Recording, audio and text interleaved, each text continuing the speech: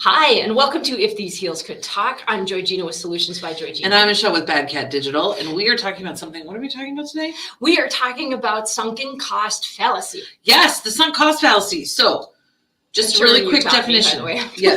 Well, but this is something that most people are familiar with, but they don't know necessarily the term for. Yes. So, sunk cost fallacy is when you've invested heavily in something, and I don't necessarily mean just money. I mean like a decision, or like emotionally invested, or like you have invested heavily in, say, an ideology.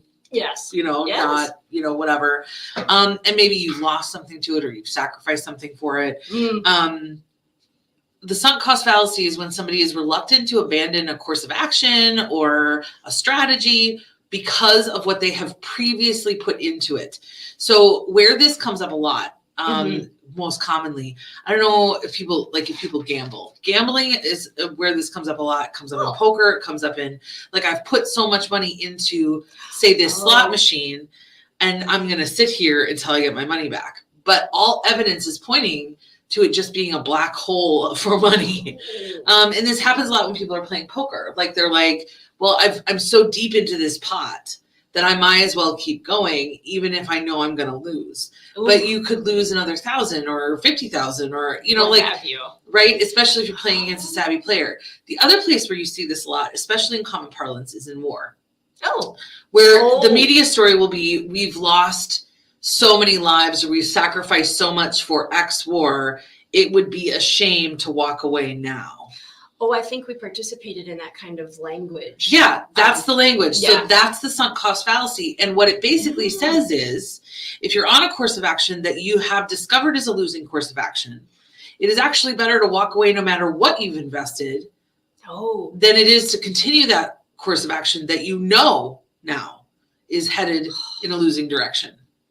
That's tough to digest. And it's really, really hard to do because I was going to say that it's tough to Here's the thing. I know it's right. Like, intellectually, my brain says that is so right. And but it means we have to admit that we were wrong. Not just that we were wrong. We're wrong, and we may have harmed people. We may have, like, in the war situation. There's a lot of levels to this, and in the war situation, it's kind of a collective fallacy. We've all agreed to kind of do I'll this. bring it down to a real let's pull it back to a less. What brought us kind of here? I don't remember what the fraud. It was jewelry. I was wearing a necklace one day. Yes, I remember. That's what brought this on. And I turned to her. You said you didn't like the necklace. I said, well, what do you think of this? Yes. And you looked at, you're like, why? And I said, well, because I spent a lot of money and I never wear it. I don't even think I like it, but I can't let it go.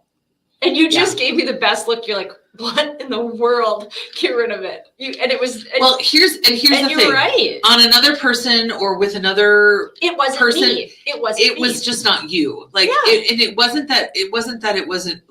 necessarily my taste either. So I'm not going to because that's subjective, right? If you like it or you don't like it personally. So that's why asking me if I like it, first of all, you've never asked me if I've liked anything that you've worn. Well, and then because you normally don't give a rip. Right. And it was so opposite of anything. Like, it was big, big, loud, and very colorful, and very close to your face. And it's just not. Not in my not in your typical. But I can totally see you looking at it and wanting to be that person. Yes, and being like, I'm going to try this. We all have something in our closet or in our jewelry box or somewhere that is like another personality. That we can take out for a spin. Yes. Like, I have a pair of shoes, I call them my ballet shoes, that are really tall heels and really pointy, and they look so good on. Yes. But they're super uncomfortable because they're really tall heels and they're super pointy toes. And I just never wear them. Yeah. I just never wear them. And they're covered in dust. And I just went through our closet and got rid of a bunch of stuff, and I could not get rid of them. I just couldn't. They're attached emotionally. It's like another life. It's like those shoes represent a different life than the one I have. They do. And there's something about them that I don't want to give up yet. Which is okay in moderation. Yeah. One pair of shoes, you know what I mean? Yeah. But what becomes a greater issue, and I'm not the only, as when I was professionally organizing, trust me, I've heard it all. I bet you have. I have probably heard it all. Yeah. And I get it. Why people want to keep stuff. Right. I get it. But I always loved $1,000 dresses and stuff that would come out of people's closets with the tag still on it. It was a such and such brand. I bought it. They could tell me the where, the when, the how, and I'm like, put it on. And they're like, oh, I don't even like it. And I'd just look at them and we'd stand there and they'd look at it and they'd look at me. It was really funny. They got used to it. And they were like, I don't need that anymore. And I'm like, nope. But they're like, but I spent all that money. And I said, oh, that's gone. The money is gone. The money's That's gone. the thing. I'm like, now it's the Sunk cost. It's a sunk cost. And now it's taking up space in your life. It's taking up space in your closet. It's taking up space in your brain. Yes. It's guilt. And it's guilt. literally still costing you something. A variety of things in multiple angles. Right. And, so that pair of shoes is literally still costing me something. but it's also giving you something. But it's giving me something because too. It's one and thing. I can be honest about its role in my life, which is a difference between. Yes. And so coming up when we're recording this, we're coming on the fact that we have a storage unit. My father passed away over a year ago. And we emptied the house and we're able to sell that. But there was a lot of acquisitional items. And so we moved. Acquisitional items. Do you mean there's a lot of stuff you kept? I just mean there was a lot of stuff, man. There was a lot of stuff. And you cannot. Yeah, he had a lot of stuff. I know that. Thank goodness for my years of organizing. I knew that all we could do was the best we could do, right? Which was round one, and we did phenomenal at that to empty out. And then you rented a storage unit. And we rented a storage unit, and we put stuff in there. So now we're coming up in a week, going to be going through that storage unit and going through round two. And round two is a little more emotional, you know, which is going through pictures or going through documentation or going through the rocking chair that we'd had our whole life, and deciding. Right. I love, can we just take a minute here and marvel at the genius that is not trying to make those decisions in the emotional state and the busyness right after your father passed? It is so, I have to say that. And in the emotional state and the busyness of trying to empty out the house, yes. You made a very smart decision, which is to say, we're not going to make these decisions. We're not going to fight about this. We're not going to have these conversations. None of us were in a capacity. None of us can do this, and we do not have time. Right. So we're going to plow through what we have time to do. We're going to get the house emptied. We're going to take care of the financial and practical stuff. Yep. And we were going to rent a $50 a month, a $75 a month storage unit. Well worth every Split the cost. Yes. And put it all in there, and we'll deal with it next year. Yes. He's so smart. So smart. Yes. Having watched probably four processes like this, that is the smartest thing I've ever heard. Thank you. Really, so really, we can really pass good. that along to people. Yes. It does work nicely, and it means you got to communicate with all your family members too, which is good. It keeps you in communication. It is good. It helps work with that. But we're going to have all this stuff. We're going to be touching it. It's going to be emotionally.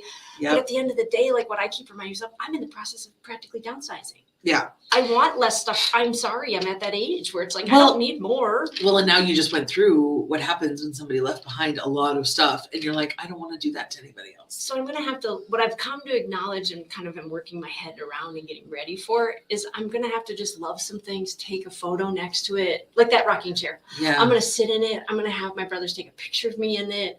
I'm going to love it like that. And because the timing is wrong. 20 years ago, I'd have fought for that thing. Right. Not now. Well, and there are multiple ways. You can take a photo with it, like you said. That's a very organizer thing to say. You can pass it along, but if it's maybe not something you want to pass along to somebody, maybe it's something that everybody wants a literal piece of. You could always take a piece. Yeah. Yeah. Yeah. That's just it. Like a spindle. It's the most interesting rocking chair. Like it's huge. I can't explain it, but it's huge. But I love this conversation because the sunk cost thing comes up in so many different ways. It comes up in business a lot because what happens is, especially leadership gets devoted to the direction that they're on, even if the direction that they're on doesn't work. And I have a fantastic example about this. Tell me more then. Yes. Okay. Have you heard of Netflix? I have heard of Netflix is kind of an industry disruptor, wasn't it? Yes, it was. Do you remember the big company that it took out? Yes, I do. Blockbuster? Yeah, the Blockbuster Video. Yeah, Blockbuster Video. So the CEO of Blockbuster, the story goes, and I heard this through like a TED Talk through another TED. So maybe it's urban legend, I don't know, but I love this conversation, right? That's cute. The CEO wanted to start a streaming service or wanted to start doing like the mailing like Netflix was doing, right? Yep. The Blockbuster board said no because 12% of their revenue came from late fees. Wow. And the big way that Netflix was a disruptor You had to wait 2 days to get your movie that you wanted, which was the thing that Blockbuster was counting on you not wanting to do. What they didn't understand is that I'd rather wait 2 days than put a bra on to go get a movie. Yeah. Number one. Yep. And number two, That's funny. the late fees were a huge thing. There were no late fees with Netflix. And Netflix didn't start as streaming. Netflix always had their eye on streaming because streaming was kind of a new technology when they started. But internet wasn't fast enough. But internet wasn't fast enough yet. It wasn't, yeah. The infrastructure wasn't there. It wasn't there. So they started as mail order DVDs and Blu-ray. Oh, yes. Mail The great order. Blu-ray. The great Blu-ray. Woo! Speaking of things that died. Quickly, because it didn't, streaming came out at about the same time. So, but they started that. And they did not do late fees. You could have it as long as you wanted. You could keep a movie for a month if you wanted to, and that was it. There were no late fees. So, So Blockbuster said no. The board said no because 12% of the revenue came from late fees. So they weren't thinking long term; they were thinking short term, and they're thinking sunk cost. Right? Yes. We have all of these costs. We have all of this revenue in the late fee. This is our model. Right. We can't deviate. We cannot deviate from our model. We will take too big of a hit. Yeah. Those are And two great that examples. kind of thinking is ripe for sunk costs problems. Yes. Because you're so devoted to what you already know and already do that you're not interested in thinking past that and thinking about the potential downfalls of that and how if somebody like your customer is offered an option, they'll pick the other option and you'll lose out on, I don't know, all of your revenue. Well, the whole business. Let's just the whole business summarize is gone. that. Yeah. I mean, here we are. It wasn't even it wasn't even 3 years and Blockbusters fast. Were gone. Yeah. Like gone. I think there's one left in the country and they survive primarily by selling candy, selling used DVDs, and selling Blockbuster swag. Yeah. Yep. And they're just keeping that. And they're just, I mean, it's a family-owned thing and they're just barely keeping it open. So the point, I mean, so my big example of a sunk cost fallacy in my personal life, and I'm going to expose without any names. Yes. I have a dear, lovely, wonderful, human, fabulous, bestie friend who is my favorite person on the planet besides my husband. Okay. And it's not me, people. No, it's not. I said that really fast. Really hard. We know these things. But no, I do. And a couple of years ago, a year and a half ago now, I helped her move. Yes. And I've moved a lot in my life, and she has not. Oh. So she asked me, and I answered, and she did something else, and that's great. Because you have to move the way that you want to move. Yes. We kind of started, and I was helping pack. And the first day, I really pushed. Yes. And then I stopped pushing because she could not, in the moment, for whatever reason, recognize the sunk cost fallacy and or make the kinds of decisions I was pushing for. The situation was too emotional. It was too rushed. It had to be too fast. I was asking for too much. It was too outside of the comfort zone. Yeah. All of those things were true. So as a friend, I back off and just help the way I'm asked to help, right? Good job. It was hard. But the point is, we got to a place that first night where I found a Q-tip in a cupboard. And I'm not even kidding. I don't even know if she'll remember this. Yeah. I might get in trouble for telling the story, but I don't even know if she'll remember this. But I found a Q-tip that had not been used, but had been like loose in a cupboard. Oh. And I went to throw it away. And she took it out of my hand and looked at it and said, "Oh, that's still good," and put it and packed it. Yeah. That's and all of the almost gone candles that just have that little bit of wax in the bottom. Yeah. Because I paid good money for that jar, that candle in a jar, and I can burn off the rest of that wax and keep it, keep the jar. So everything in our lives has a potential purpose. Yes. Everything in our lives has potential. But the thing that I said that night, which was the first night I helped and then never said again until she said it back to me after she had moved, was it's not worth carrying from this house to the next. It's not worth packing and picking up. And I said, I want you to think about whether or not this is worth taking all by itself. Would you pick it up, pick put it this in the up, car, put it in the car, drive it to the new house, and set it down somewhere? Ooh, that was a good And one. if you wouldn't, why would you put it in a box and do it? Yeah. Because it just makes the boxes exponential. Right. And they were moving out of a house they lived in for like 25 years. So there was a lot of boxes. There were plenty of opportunities. So I would say to people, like, this is the conversation that you and I have when like I don't keep anything. No, you have far more of a healthy, minimalistic. But I also do regret some things that I've let go of and thrown away. Like, both of those things are true. But I've put much less stock and I am much less precious about objects. Yeah. Because we moved so much that I just said goodbye to everything so often that it just never, like, I never kept things. So I did not put emotional things into that way. And that, honestly, it serves you well. In business, it serves you well. I think it does. It does. I think it does. It prevents you from starting a marketing campaign and putting in X amount of dollars and seeing that the return on that investment is not going well and not pivoting. Right. And giving people that kind of advice. That's one of your gifts in your industry, is that you can tell people you've sunk enough. It's time to move on. It's time to move on. Yeah. And sometimes that's what we need. I know that's what I need quite often. I'm learning throughout this estate process, and even in business, I just need somebody else to affirm the necklace thing. I just needed you to kind of be like, well, that's lovely. And I'm like, okay. It just wasn't you. Yeah. And it looked like it was wearing you.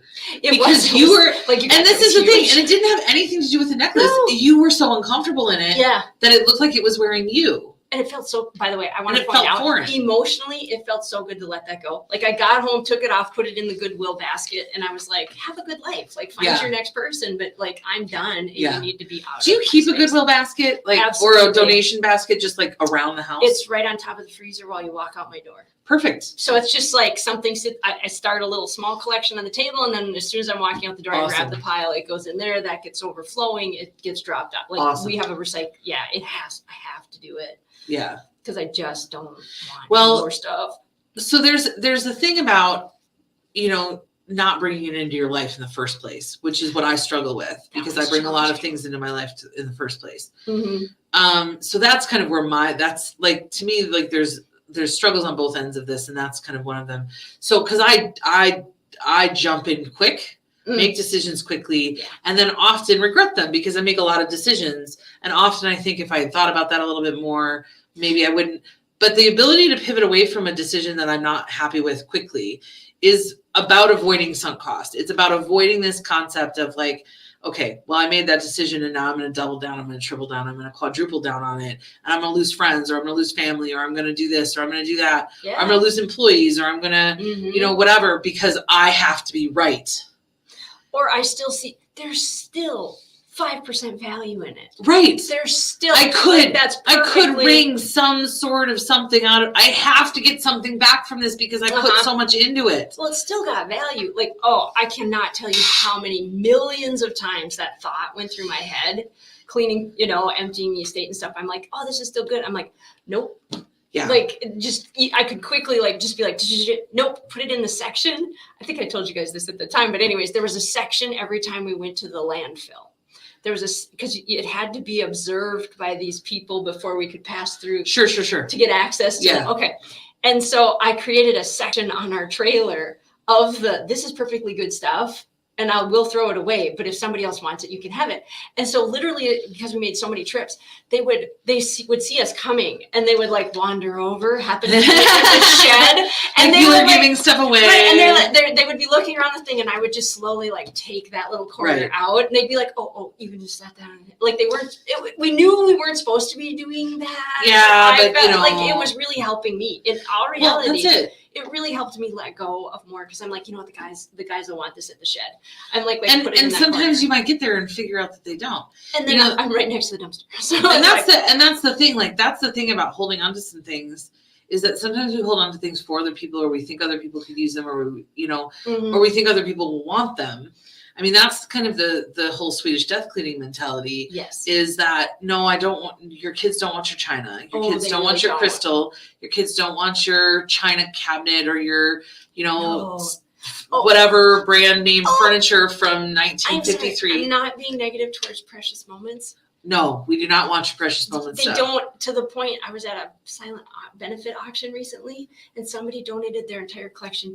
This was kindness out of their heart, but don't do this. They couldn't even sell them for $1.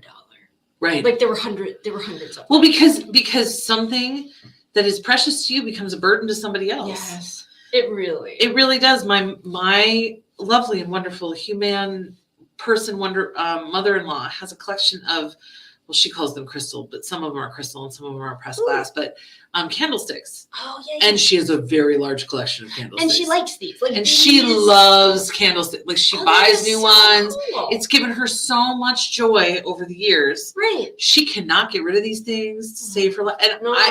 and we're to the point where I've had to be brutally honest. Sorry. Because I honestly think she left a box behind the last time she left the house. Yeah, probably. Because she wants us to take these so bad. And I do not want them. Aww. I do, because there are hundreds of them.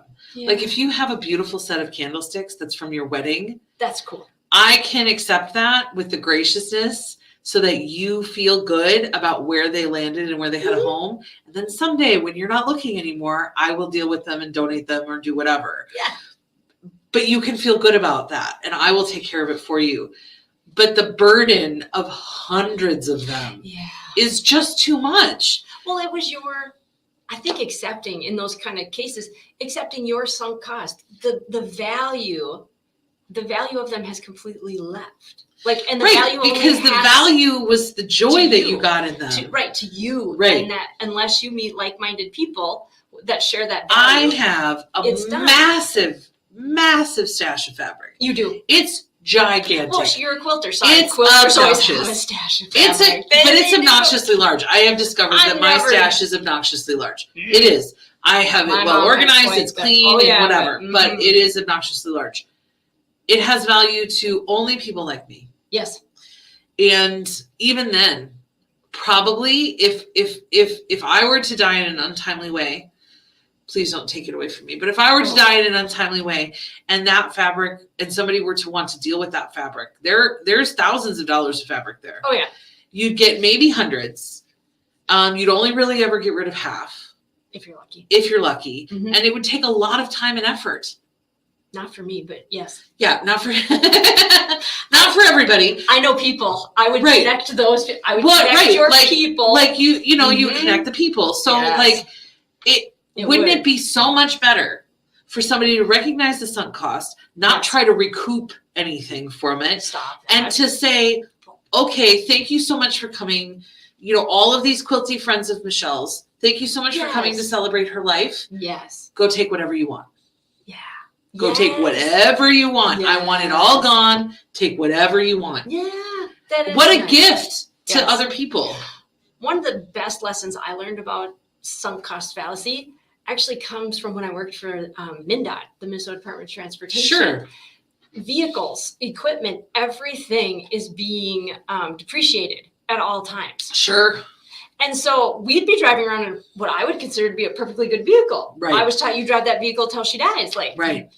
But to them, now it's costing more in maintenance. It's costing more in. There was that line and they're like, okay, you guys got to pick a new vehicle for next year. Your mileage, like everything is added up. This one's done. And then it would go, then they would have, you've seen them in the government auctions and they sell off the stuff. And really, and it was interesting. It's computer, like it was everything. Everything is depreciating from the second they got it. Yep. And that was where I first kind of really saw the fact that, things have a lifetime and they expire. I used to say that all the time. I'm like, expiration dates not only on your food and your medications, like really almost everything you bring into your life. So small businesses, things to watch out for. Your computers have an expiration date. You should plan for that ahead. I didn't do that this year and I got caught.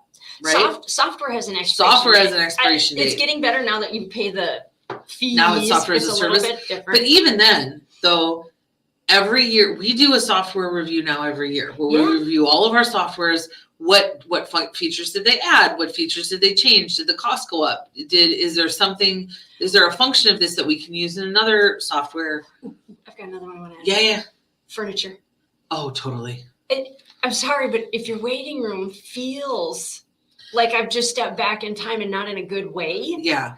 And I don't care if it's still in good shape. It's not about still in good shape. No. It's about, does it look like your business is dying or does it look like your business is thriving? Right. And that your signage, your logo, your brand, your website. Oh my gosh, does your website have a time life on it? Oh, and people know. 3 years maybe. 3 years now, and maybe 4. And you got to get it. People, when it comes to business, and products. I think that's another thing in business. You can get down a trail of getting into a particular product. Maybe you're trying to launch a product and like it's not working. Understanding when to stop, when this is not turning around, and what can you take from it? How can you pivot? Right. It's like, is this a full abandon? Is this just a partial abandon? And really, when you look at a lot of the bigger companies, they're a great example. Yeah. There's some really good books that talk about how they calculated those things, how somebody championed and said, if we don't stop here, we're going to sink in X more. Right. And from what I can tell, this isn't going to. It's never going to return. Right. That. There's not, because you're always climbing a hill. Okay. Right. When you're launching things, you're climbing a hill. And then once you get to the top, it's a hill. Yeah. Like you're headed down the bottom, and in revenue and those kind of, when you're building a product, you're hoping to be climbing that hill to sell more. And then at some point it's going to taper off. It's going to taper off. But if you're still down at the bottom and you're sinking in so much money and it doesn't look like it's ever going to become mainstream. I'll use Google Glasses. There's a good example. I'm sure they sunk in a ton of money into that. Of course they did. Market wasn't there. At some point, they just cut it off. They did. They just stopped. They stopped producing it. But guess what? The market is starting to come back.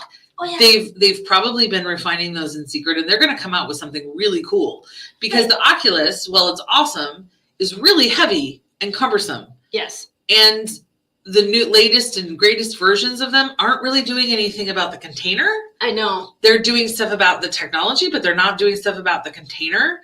And the container is cumbersome. Yeah. It's hard to wear. Yes. It makes you feel, right? Like, so somebody is going to come out with the same technology, but in a container that is more attractive, lighter, easier to use, sexier, easier to carry around, more user-friendly. Yeah. So somebody's going to come out with that. And if Oculus was smart, they would be developing it already. Yeah, and they probably are. I hope they are, but they might not be. Or they'll just acquire whoever did. Yeah. Well, somebody just acquired Oculus. Was it? Who was it? Was it Meta? Meta just bought them. Yeah, Meta just bought them. So, but the point that we're saying is, just because you've put a lot of something into something, whatever it is, doesn't mean that you should continue to put things into that. Your time, your emotional energy, your the space around you, just physical space around you. Any sort of resource is limited and therefore valuable. And it's up to you to decide which is the most valuable to you at any given moment and where you're going to say, enough is enough. I've put too much energy into this. We have to move on. So thank you for joining us this week. That's perfect segue. Please have a fabulous week and start looking and thinking about things that maybe your gut is telling you, we need to consider this differently. Yeah. Is this sinking? Meaning, is this a little bit of a brick on our business, in my life? Yeah. Those kind of things. And we look forward to seeing you next time.